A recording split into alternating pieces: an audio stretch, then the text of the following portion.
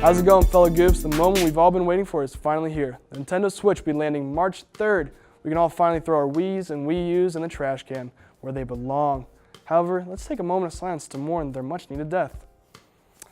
Moving on to the first console I've been excited about since Xbox 360. It feels like Nintendo is finally taking themselves seriously again, and this may be the best console they've released since the GameCube.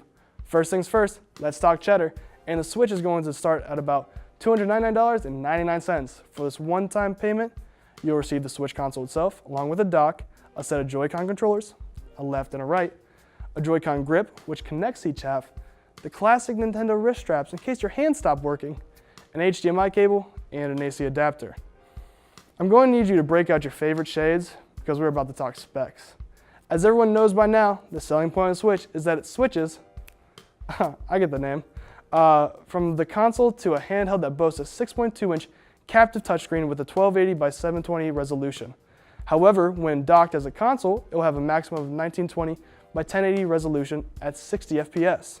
The stock console storage space is only 32 gigabytes, which is a stark contrast to their competitors at Microsoft and Sony, which released with a minimum of 500. With this limited storage, that means the user will store data on additional microSD cards. Talk about an old school feel for a console. I can't wait to have stacks of SD cards trying to remember which has my data for Zelda.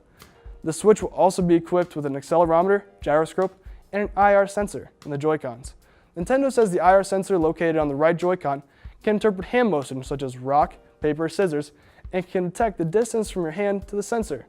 The Joy-Cons will also have HD Rumble technology, which can tell you how many ice cubes you have in your imaginary drink. I don't understand why this information would be necessary in a video game setting, but it does sound like a pretty cool and robust system, and I want it. When docked, it will act as a normal console does, and will draw power from its power source, and will charge the handheld's battery in about 3 hours. When in its handheld configuration, Nintendo says that it will hold charge for 6 hours, but that's very dependent on whichever game is being played. The much anticipated Legend of Zelda Breath of the Wild game will only run for about 3 hours at full battery life. Personally, I think this will be the Achilles heel of the Nintendo Switch. Everyone in Nintendo's commercial has showed people huddled around their handheld playing together. If it cannot handle one game for over 3 hours, I wonder how it will handle multiple unique inputs and still hold charge. The Switch launch titles aren't horrible, but they aren't very good either. Breath of the Wild looks absolutely amazing from the short playthrough Nintendo showed when announcing the launch date. 1-2 Switch will be fun, however it would be kind of strange to play a video game where your partner is the focus, not the TV screen. I have a feeling that it may end up very similar to Wii Sports, a fun game with friends, but miserable by yourself. Besides these two very good-looking games, the 3 other launch titles are pretty uninspiring, with Super Bomberman, Skylanders, and Just Dance topping off the lineup. Now that I've given you the ugly and the bad, it's time for the good. The Switch is truly the first of its kind, and I think the combination of both console and handheld will hopefully revolutionize the gaming world. I'm insanely excited for this new Super Mario, even if it has the weird combination of Mario and regular humans. I mean, I cannot get this hilarious image out of my mind. The Switch is going to be a breath of fresh air in the world of gaming that has become stale with mediocrity. This is the first time in a long time I can honestly say I think Nintendo did something well, and I'm stoked to get my hands on my own Switch. But that doesn't mean I pre-ordered my own. I'm going to wait my time, and I'm interested to see what happens with Nintendo's first paid online subscription, and hopefully it won't be as horrible as their previous free online experiences. I also hope that as time progresses, the problems with the Switch will be found out and properly vetted.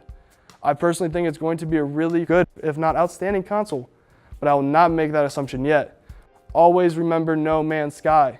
And Nintendo, please have a Switch-only Pokemon game ready before the end of the year, please. You can expect everyone to be buzzing on March 3rd once they get their very own Switch console. So what are your thoughts on the latest Nintendo console? Be sure to let me know by tweeting at ZTV Goofing Off using the hashtag GoofTech. Until next time, this was Technically Speaking with Chris Lewis. And remember, always stay goof.